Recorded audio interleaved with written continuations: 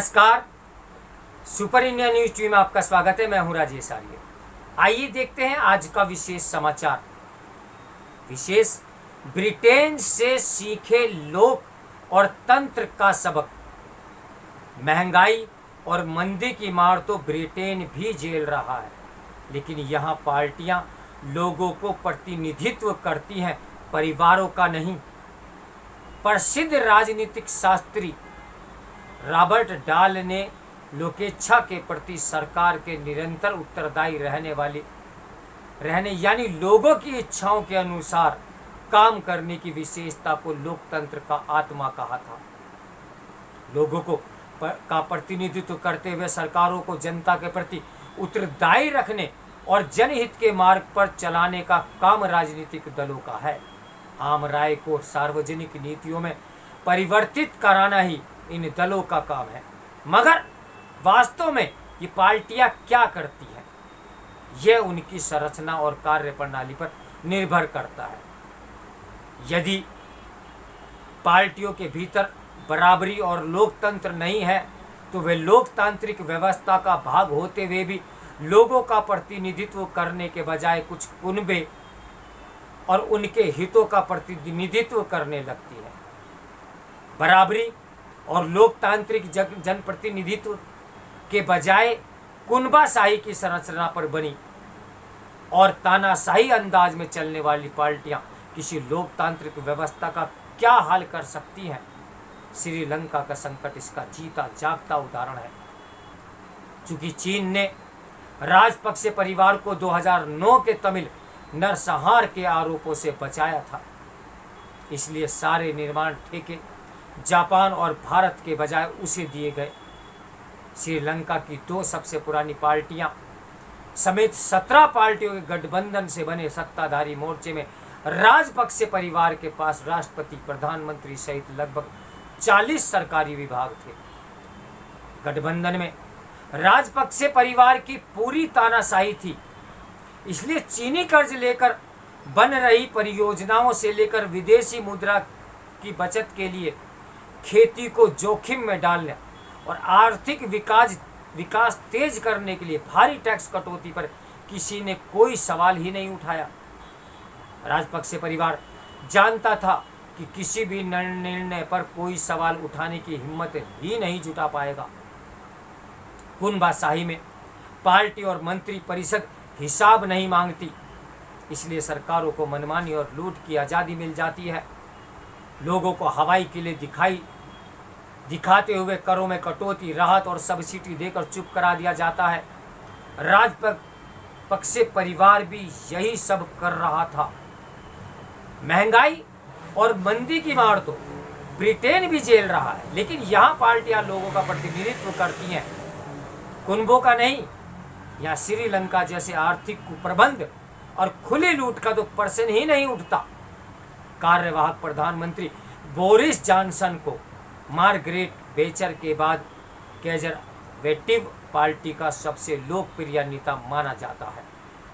Party ने उनके नेतृत्व में 1987 के बाद की सबसे बड़ी जीत हासिल की, लेकिन उनके मनमोजी स्वभाव के कारण उन पर और उनके मंत्रियों पर कोविड नियमों उल्लंघन करने के लिए जुर्माना लगा। उन पर यौन दुराचार के दोषी पाए गए मंत्री और सांसदों को निकालने में ढील बरतने और आर्थिक अनैतिकता के आरोप भी लगे। पार्टी सांसदों और मंत्रियों को सबसे बड़ी चिंता इस बात की थी कि प्रधानमंत्री आरोपों को गंभीरता से लेते नजर नहीं आते।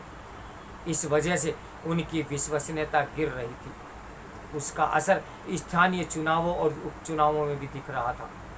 लोगों को महंगाई से राहत देने और अर्थव्यवस्था को मंदी से उबारने के समाधान पर भी भारतीय मूल के वित्त मंत्री ऋषि सुनक और प्रधानमंत्री जॉनसन के बीच गहरे मतभेद थे।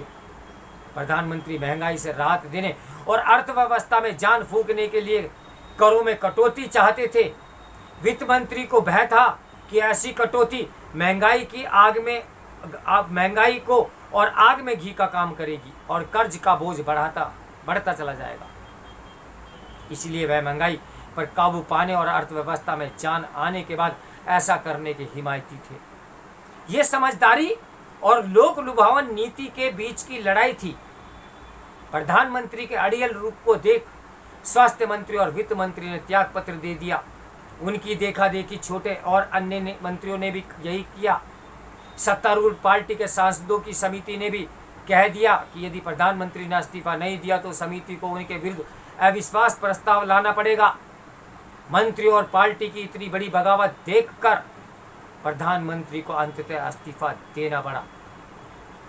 दक्षिण एशिया के राजनीतिक दलों में जिस तरह की कुनबाशाही है, उसे देखते हुए क्या आप मंत्री परिषद या सत्तारूढ़ पार्टी के सांसदों से उम्मीद कर सकते हैं कि वे जनहित या अर्थव्यवस्था के हित के सवाल पर अपने प्रधानमंत्री से इस्तीफा मांगने की हिम्मत जुटा सकेंगे? ब्रिटेन के दलीय लोकतंत्र की एक विशेषता और है। यहाँ पार्टी नेता के चुनाव में अंतिम दौर का प्रत्याशी कौन बनेगा, इसका निर्णय संसद करते हैं। इसका निर्णय सांसद करते हैं। कंजर्वेटिव पार्टी के नए नेता का चुनाव भी इसी प्रक्रिया से हो रहा है। सांसद जिन दो उम्मीदवारों को चुनते हैं वे पूरे देश में फैले पार्टी सदस्यों से मिलने का और प्रचार करने जाएंगे। पार्टी सदस्य डाक द्वारा मतदान करेंगे। उसमें जो जीतेगा वही नया नेता और पार्टी के सत्ता में होने की वजह से ब्रिटेन का अगला प्रधानमंत्री होगा।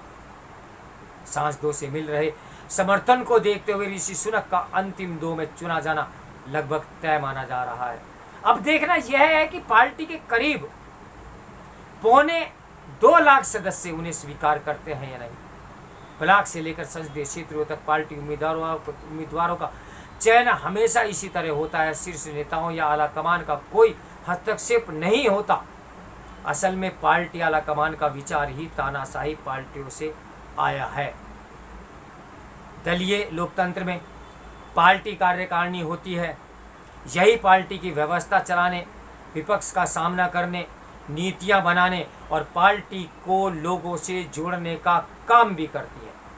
इससे लोक और तंत्र के बीच का रिश्ता बना रहता है, इसलिए इसे लोकतंत्र कहा जाता है। दक्षिण एशिया की पार्टियों में व्याप्त कुनबाशाही और अधिनायकवाद की वजह से लोक और तंत्र के बीच का ये रिश्ता टूट चुका है। इसीलिए इसे सही अर्थों में लोकतंत्र कहा ही नहीं जा सकता। ये 16वीं सदी को अंग्रेजी लार्डशाही जैसा है, जिसमें जमींदार, बैरन और लॉर्ड दर्जनों सांसदों के मालिक होते थे।